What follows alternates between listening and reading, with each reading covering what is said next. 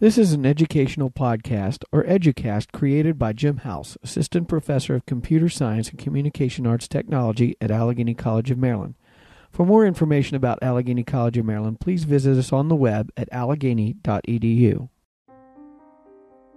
This podcast provides an overview of the most popular input and output devices for personal computers. It begins with input devices including keyboards, mice, trackpads, and joysticks. Next, a survey of computer display devices helps you sort out the differences among CRT, LCD, and plasma displays. A guide to printers describes today's most popular technologies and provides a handy comparison. You'll also take a look at the computer's expansion bus, the components that carry data to peripheral devices. With an understanding of how the expansion bus works, you'll be able to select, install, and use all kinds of peripherals. Most computer systems include a keyboard and pointing device for basic data input. Additional input devices such as scanners, digital cameras, and graphics tablets are handy for working with graphical input. Microphone and electronic instruments provide input capabilities for sound and music. The design of most computer keyboards is based on the typewriter's QWERTY layout, which was engineered to keep the typewriter's mechanical keys from jamming. In addition to the basic typing keypad, desktop and notebook computer keyboards include an editing keypad to efficiently move the screen-based insertion point and a collection of function keys designed for computer-specific tasks. Most desktop computer keyboards also include a calculator-style numeric pad. You can even find tiny keyboards on handheld devices. Entering text and numbers is an important part of computing tasks.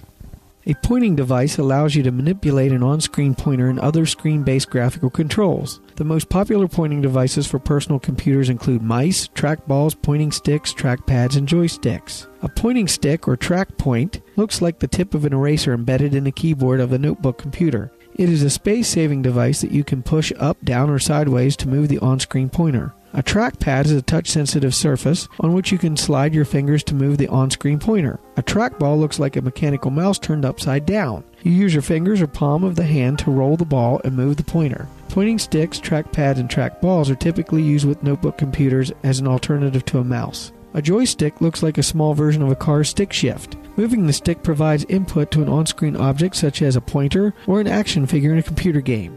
A computer display screen is usually classified as an output device because it typically shows the results of a processing task. Some screens, however, can be classified as both input and output devices because they include touch-sensitive technology that accepts input.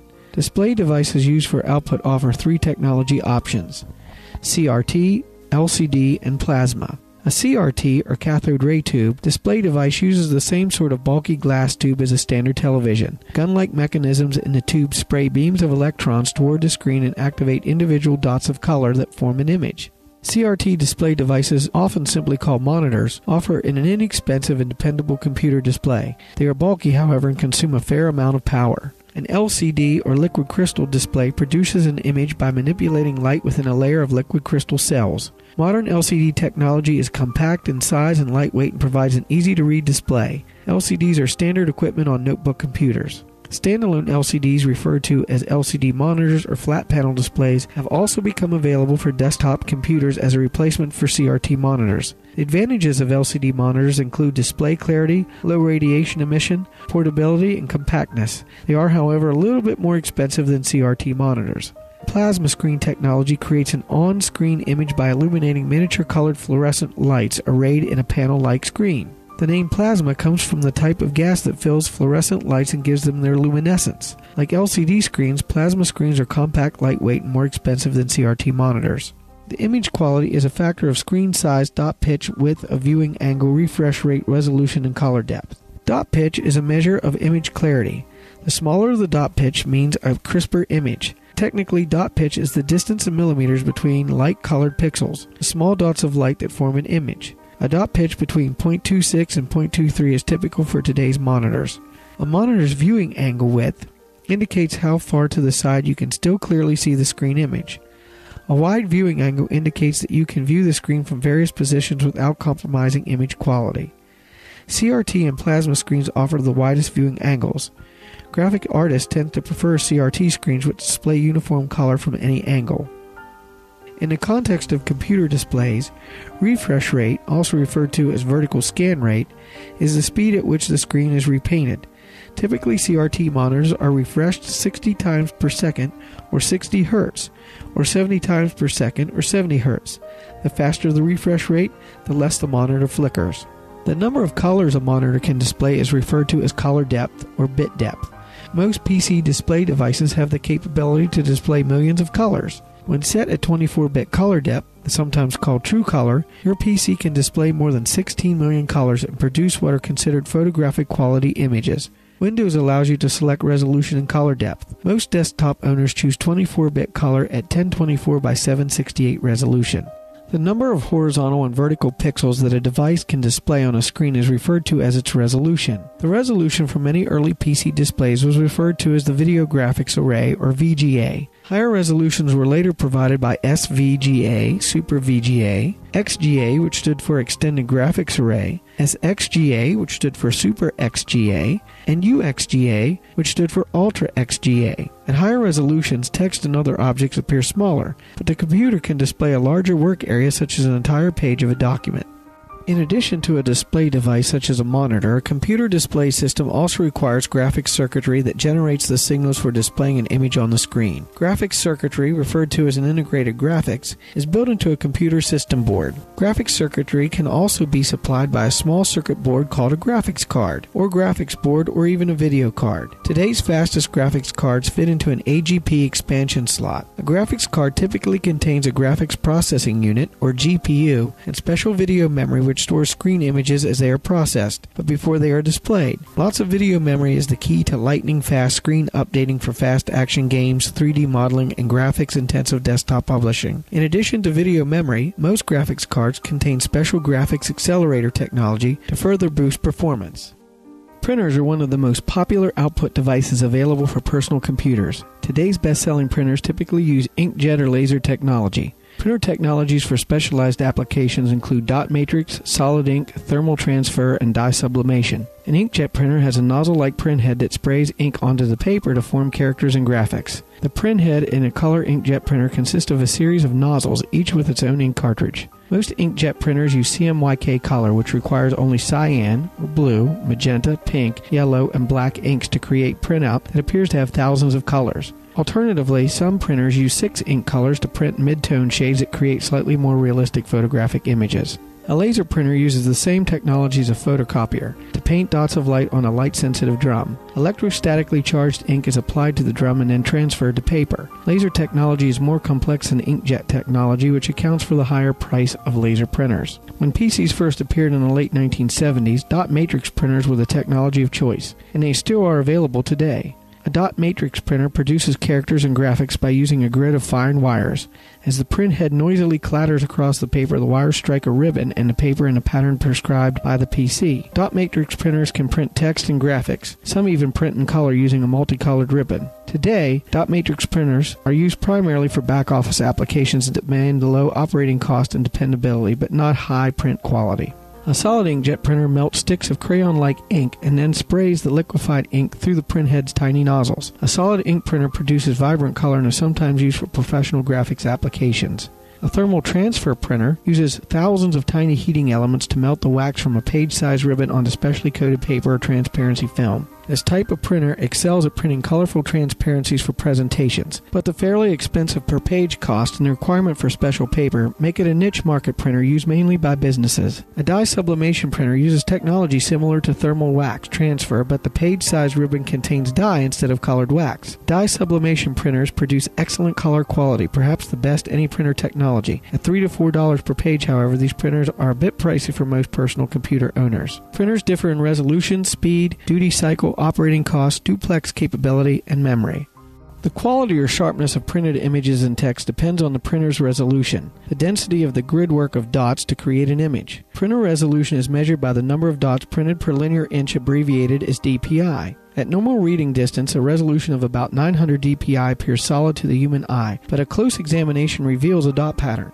If you want magazine quality printouts, 900 DPI is sufficient resolution. If you're aiming for resolution similar to expensive coffee table books, look for a printer resolution of about 2400 DPI or higher. Printer speeds are measured either by pages per minute, ppm, or characters per second, CPS. Color printouts typically take longer than black and white printouts. Pages that contain mostly text tend to print more rapidly than pages that contain a lot of graphics. 6 to 10 pages per minute is a typical speed for a personal computer printer. In addition to printer speed, a printer's duty cycle determines how many pages a printer is able to churn out. Printer duty cycle usually measured in pages per month. For example, a personal laser printer has a duty cycle of about 3,000 pages per month. This means roughly 100 pages per day. You wouldn't want to use it to produce 5,000 campaign brochures for next Monday, but you would find it quite suitable for printing 10 copies of a 5-page outline for a meeting tomorrow. The initial cost of a printer is only one of the expenses associated with printed output. Inkjet printers require frequent replacements of relatively expensive print heads. Laser printers require toner cartridge refills. Dot matrix printers require replacement ribbons. So when shopping for a printer, you can check online resources to determine how much you will need to replace printer supplies and how much they are likely to cost. A printer with duplex capability can print on both sides of the paper. The environment-friendly option saves paper but can slow down the print process, especially on inkjet printers that pause to let the ink dry before printing the second side. A computer sends data for a printout to the printer along with a set of instructions on how to print the data. A printer control language, or PCL, is the most widely used language for communication between computers and printers, but PostScript is an alternative printer language that many publishing professionals prefer. At one time, installing computer peripherals required a screwdriver and extensive knowledge of ports, slots, boards, and device drivers. Today, many peripheral devices extend to an external USB or what's called a universal serial bus port, and Windows automatically loads their device drivers, making installation as simple as plugging in a table lamp. USB is currently the most popular technology for connecting peripherals. On most new computer models, USB ports are conveniently located on the front of the system unit for easy access. Many kinds of peripheral devices, including mice, scanners, and joysticks, are available with USB connections. Several types of storage devices, such as USB flash drives, also use USB connections.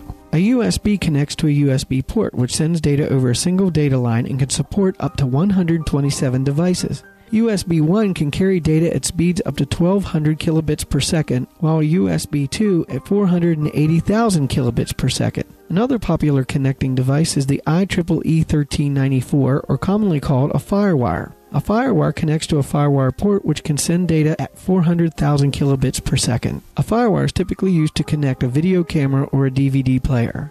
Within a computer, data travels from one component to another over circuits called a data bus. One part of the data bus runs between RAM and a microprocessor. Other parts of the data bus connect RAM to various storage and peripheral devices. The segment of the data bus that extends between RAM and peripheral devices is called the expansion bus. As data moves along the expansion bus, it travels through the expansion slots, cards, ports, and cables. An expansion slot is a long, narrow socket on a system board into which you can plug an expansion card. An expansion card is a small circuit board that gives the computer the capability to control a storage device, an input device, or an output device. Expansion cards are also called expansion boards, controller cards, or adapters.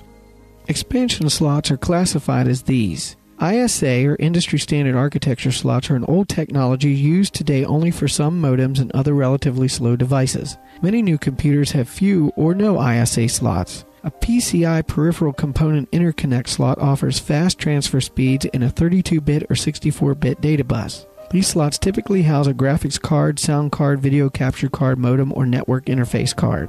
An AGP accelerated graphics port slot provides a high-speed data pathway primarily used for graphics cards.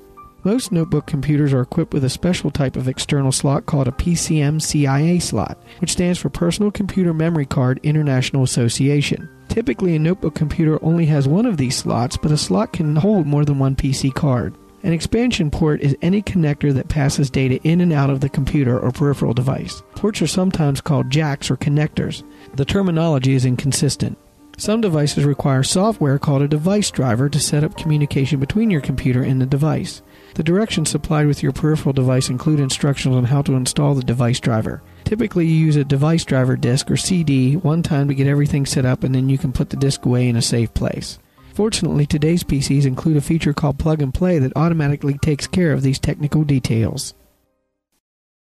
This has been an EduCast podcast brought to you by Jim House and Allegheny College of Maryland.